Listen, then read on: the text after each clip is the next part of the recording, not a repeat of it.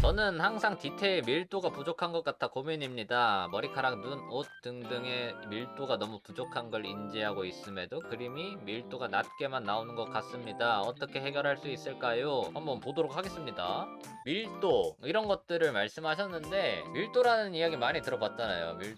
밀도를 높이려면은 어떤 식으로 해야 될까 생각을 해두시면 좋은 게, 밀도를 올리면 보통 여러분들 퀄리티가 올라간다라는 생각이 들잖아요. 그러면 이 밀도는 그러면 어떻게 올려야 되냐 이 말이야. 어둠을 확실하게 잡아주시면 돼요. 일단 이게 첫 번째예요. 두 번째는 어둠을 확실하게 하면서 얻을 수 있는 효과, 명확한 대비차. 명확한 대비차를 표현함으로써 무엇을 얻을 수가 있는가? 입체감을 얻을 수가 있습니다. 입체감. 그럼 입체감을 얻으면은 어떻게 될 수 있는가? 입체라는 건 우리 눈으로 어떤 사물을 봤을 때 입체적임을 느낄 수 있을 때, 그때 어때요?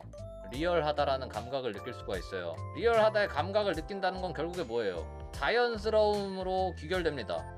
결국에 어둠, 명확한 대비차, 이 정도를 좀 잡으시면은 자연스러움을 잡는다 라고 보시면 돼요. 그림을 그릴 때요, 보통 하나씩 이렇게 이야기를 드렸는데, 원래는 그림을 공부하면서 분석할 때 완성된 그림부터 보게 되겠죠. 완성된 그림 보면서 처음부터 러프라든지 이런 것들을 파악할 수 없잖아. 그러니까 우리는 역분석해야 돼요. 이 그림이 왜 자연스러울까? 이 그림은 왜 리얼할까?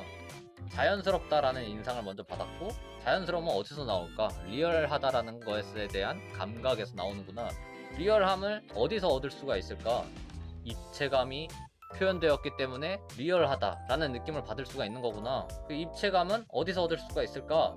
명확한 대비차를 표현하면서 얻을 수 있구나. 명확한 대비차를 얻으려면 어떻게 해야 될까? 어둠을 확실하게 해야 되겠구나. 어둠을 확실하게 하면서 얻을 수 있는 건 무엇일까?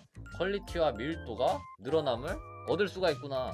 이게 보통 회사에서 기획자분들 있잖아요. 기획자분들이 기획을 연구하기 위해서 게임 기획자분들이 어떻게 공부를 하냐면은 역기획을 하면서 공부해요. 근데 사실 우리 그림도 분석할 때 역방향으로 이렇게 역기획을 하면서 분석을 해주시면은 그림을 독학을 하실 때 되게 좋습니다.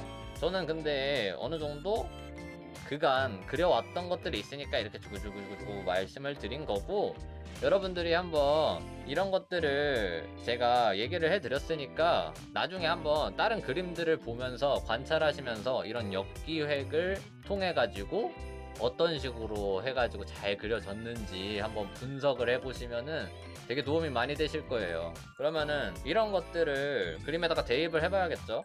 지금 여기에서 제가 봤을 때 그림이 약간 밍밍하다라는 느낌이 들어요. 어떤 식으로 밍밍하다라는 느낌이 드냐면은 대비가 약해서 그래요. 지금도 왜 이런 느낌이 날까? 대비가 약해서구나 라고 하는 역기획을 계속 가고 있죠. 그런 식으로 오답노트 체크 하시는 겁니다. 오답노트 체크. 저는 고등학교 때 공부 뒤지게 못했는데 그림 쪽에서만 희한하게 머리가 돌아가더라고요. 그러니까 그래서 대비차를 조금 높여보겠습니다. 쉽게 일단은 어둠과 밝음을 그래도 표현해 주셨으니까 어둠 값을 더 어둡게 하고요, 밝은 값을 더 밝게 해줄게요.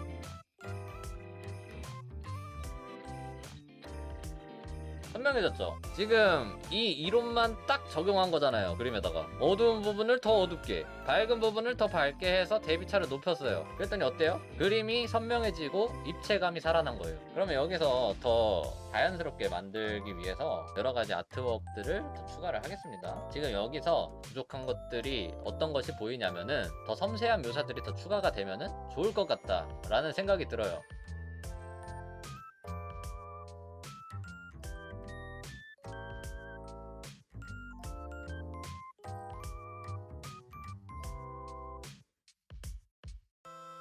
이게요, 그림을 쉽게 확확 변화를 줄 수 있는 방법 중 하나는요, 실루엣을 변형을 가하게 되면은 차이가 확실하게 보이게 돼요. 이런 식으로 앞머리카락 조금만 섬세하게 실루엣을 다 바꿔도 좀 더 많이 만진 것 같죠? 그래서 보통 내 그림은 뭔가 단순한 것 같다 라고 생각이 드시는 분들은 한번 실루엣을 좀 더 복잡하게 만들어 보세요.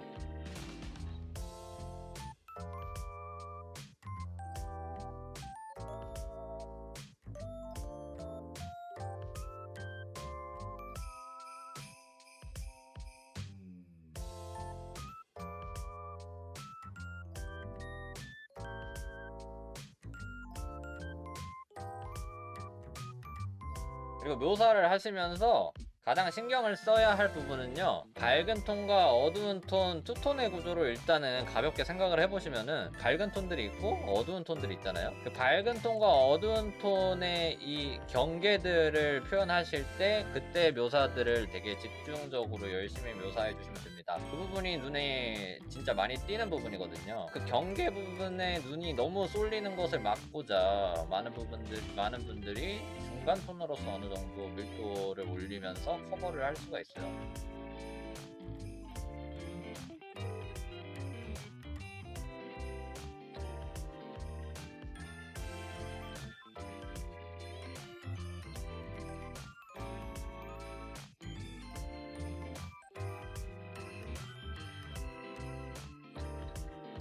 그리고 지금 보면은 여기 어두운 면적이 되게 넓잖아요. 그냥 이것도 내비둬도 되는데 저 같은 경우에는 여기에 반사광을 좀 넣어주고 싶어요. 반사광을 넣어서 좀 더 입체 디테일을 좀 살려주고 싶습니다.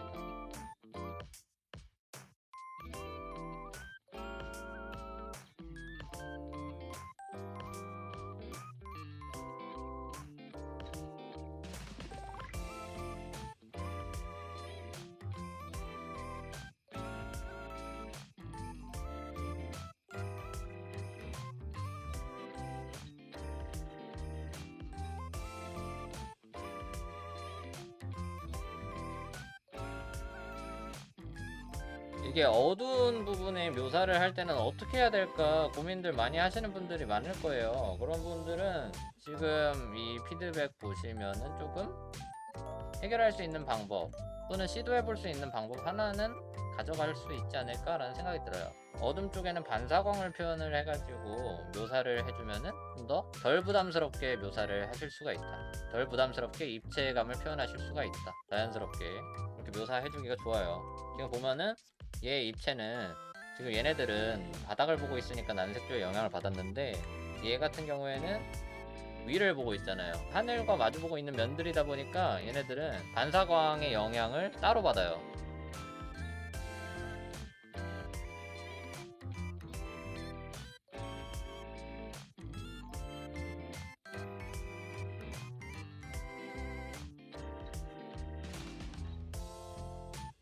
이 정도 하면 될 것 같고요.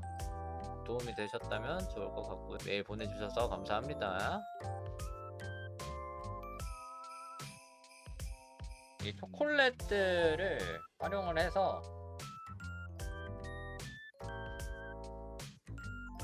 갑자기 초코로 안 보여요. 안 늘래요. 네, 그냥 이대로 하겠습니다.